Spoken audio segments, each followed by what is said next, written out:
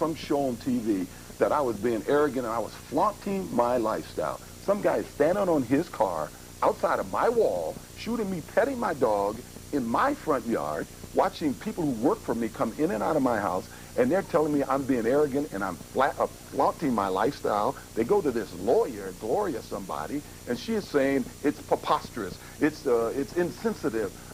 What's insensitive? Me petting my dog in my front yard? Gloria Allred and Ira Reiner, two people who have been very public about their feeling.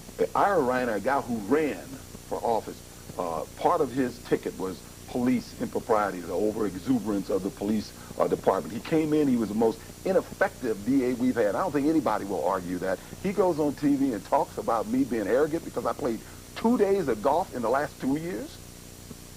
I ain't buying it. Go back for me to what you're doing to find the killer. It's difficult. One, because they block my ability to earn money. I only have a few people working on the case. But you do have people out there working. Yes. It's also difficult because if they follow a simple lead, a simple follow-up, you get something like you got the last few days. I've heard that O.J.'s lawyers are trying to put out that this serial killer, I can't think of his name, Lynn Rogers, may have killed Nicole. My lawyers have said nothing. I was sitting in my living room. I walk in, I got every lawyer that's working with me on this case sitting in my living room 2 days ago. And they're in there almost laughing at this. And I stop and I see what they're looking at, and they got respectable lawyers, good lawyers. One guy who worked for Bob Kardashian in this case saying, oh, it's preposterous what his lawyers are doing. I asked all of you people who've given that report, name one of my lawyers who's done that. But that's what they do, you know. They make up something that's preposterous. I was told this morning by my sister, they had Ron Shipp on TV saying that we're going after Ron Shipp. Hey, if we are, nobody's told me this. I know none of my lawyers who have been working on this case thus far has made any efforts or made any statements about that, even though we knew I feel that this man perjured himself on the stand. Ron Shipp, and I want to see what he's going to say about the girl that was in the jacuzzi with him. If this was really a friend of his wife's and his, we'll see. I'd like them to go out and find out. You investigative shows, go out and find out if that's the real person that was in there with him. And I would suspect that you would say everything that Ron Shipp said on the stand was incorrect. I can't talk about the evidence, but I certainly didn't talk to him about any dream, no. There was no conversation about a dream with Ron Shipp? No. Klaus von Bülow has been compared to your situation in the sense that here's a man who was acquitted of trying to kill his wife. A number of people thought him guilty. When acquitted, he went away. He laid very low. People say, why don't you do that? Why don't you sell the Brentwood estate? Go away for a little while. Go where? Whether they want me to go to Africa, is that what some of those people would want? Go where? I live in L.A. I see people, I haven't seen them. I hear there are people in Brentwood that don't want me in Brentwood. Maybe they are. But I would say this. I think I probably lived in Brentwood longer than 90% of them. They're squatters. If they don't want me in Brentwood, they should leave.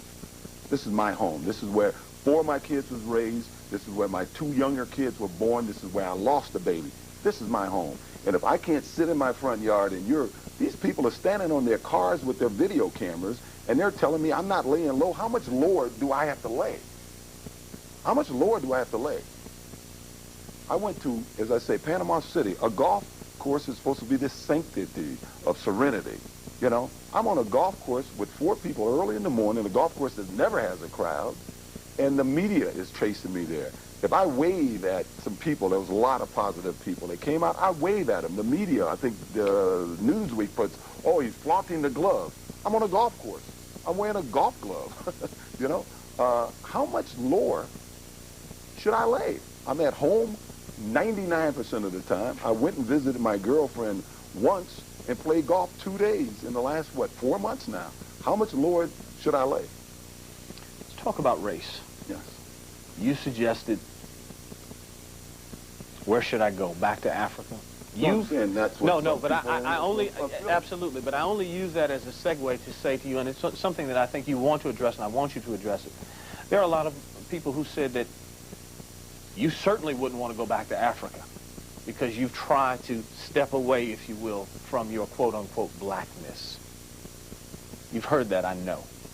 No, I heard some people saying that. Yeah, I've heard something in that. I'm sure you have. Deal with that for me. Well, I don't. You know, I am black. I was raised black. When I give money, I give it to black causes. I support all the kids in the neighborhood, at least for the last 20 years or so. In the neighborhood that I grew up, I send a check every year to pay for all the uniforms, to pay for the trophies. But you know what they're saying, Mr. Well, Simpson. okay, I mean, you know what they're saying. I play golf. Wherever there's a golf course, that's where I am. And I don't care who's on that golf course. When I'm on the road, when I'm in New York, if LT is available, I call LT. When I'm in Florida, yeah, if Nat Moore is available, I play with Nat Moore. Jim Brown even I've invited to come and play golf with me. I'm a golfer. I got to say this. My mother taught me that it's your character that counts, not your color. I'm black. Don't let anybody judge you or limit you by saying you're black and you're limited. That has been my philosophy in life. When I've gotten involved, there's a national society called the Lynx, and here they have the Angel City Lynx. When they were given a scholarship, I contacted them.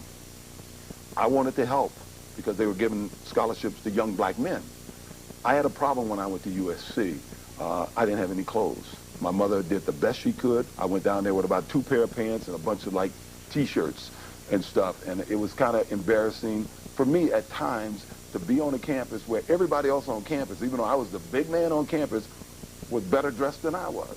So I called them and said, how can I help with this scholarship? And they had scholarship money. I wanted money to make sure that when these young men went to whatever college they were going to in America, that they'd be well dressed. So I gave thousands of dollars every year for 15, 16 years now to the Angel City Lynx for their scholarship so that black men wouldn't feel embarrassed whatever campus they were going on. Since I've been out, for instance, one night, Rosie Greer, a person in law enforcement here in L.A., I don't want to name her, I don't want to get him in trouble, and I left my house one night, and some of the rag shows or tabloid shows followed us with a camera, running people off the road trying to keep up with us. Because I didn't want to bring them where I was going, which was out in what I call the community, out on 90th Street and Crenshaw in the community. The black community. I wasn't trying to get any accolades. I was going out there to talk to some young kids. I talked to them about what I thought was important for them to look forward to in the future. They were young football players, pee-wee leagues, midget leagues.